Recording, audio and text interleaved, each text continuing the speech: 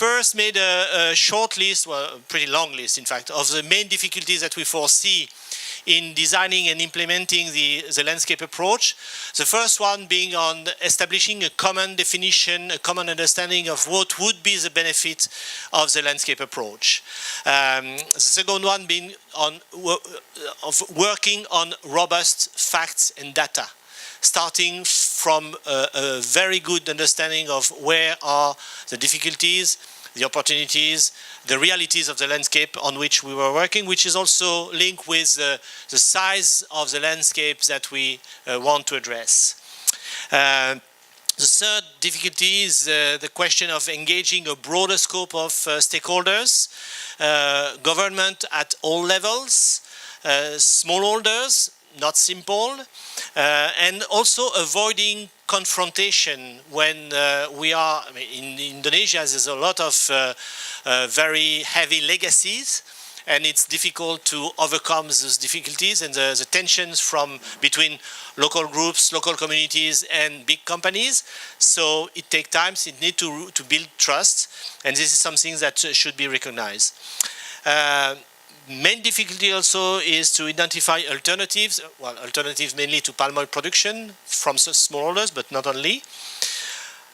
Other difficulty being the funding of all this. I mean, working in a more sustainable way take a lot of energy, a lot of investment, and one has to pay for this. Who is the one? And last but not least, I mean, the control of commitments made by the different type of stakeholders. And I just say the different type of stakeholders, not only the big companies making commitments. Okay?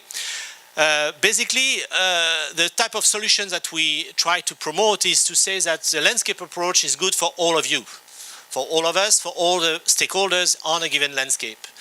And it's also an option compared to the difficulties of the past. In clear, I mean, all that has been attempted so far had some results, but not enough, which deserve to be really worked on in order to make a bigger difference. And in order to market it to all the stakeholders, we have listed a series of benefits, of incentives for the different stakeholders. For the government, it could be a better way to implement the rules. If there's a common sense, a common ground on stakeholders to move to different type of initiatives that could offer a way for the government to implement the rules that they are struggling to implement in other places. And even more, it could be helping the government in defining priorities. What will be the area for conservation? What will be the area for development? What will be the different type of development of different commodities? And we can even think that it could be helping the design of public policies. For companies, I mean, the incentives are also many. Stability of supply, quality, price, volumes. Having then a capacity of defining a reliable growth perspective. It's also an incentive in terms of reputation, external, but also pride, internal, based on positive story, which need to be built and told. More transparency, more efficiency in using resources. I mean, the fact that you share your options, your knowledge and so on will lead to more efficiency in using resources, and shared responsibility, not doing things that others can do better than you would try to do. For smallholders, I mean, it could be technical support for productivity and for access to market, financial support for productivity also, and maybe ways of supporting some initiatives like environmental services, supporting in organization, but also, and has been mentioned, the recognition of cultural values, which go beyond, I mean, incentives, beyond economical value. For NGO, the incentive would be a way to make the emergence of more diverse systems being recognized, achieve more protection, and achieve more social issues management.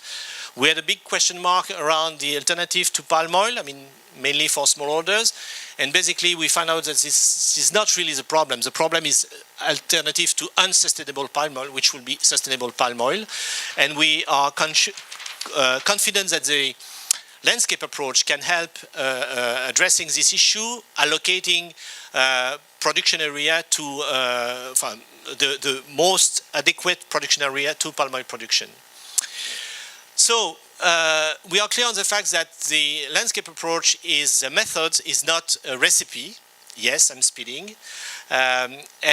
We came to the point, where do we start? And we start with a proper diagnosis in order to share facts with a group of stakeholders.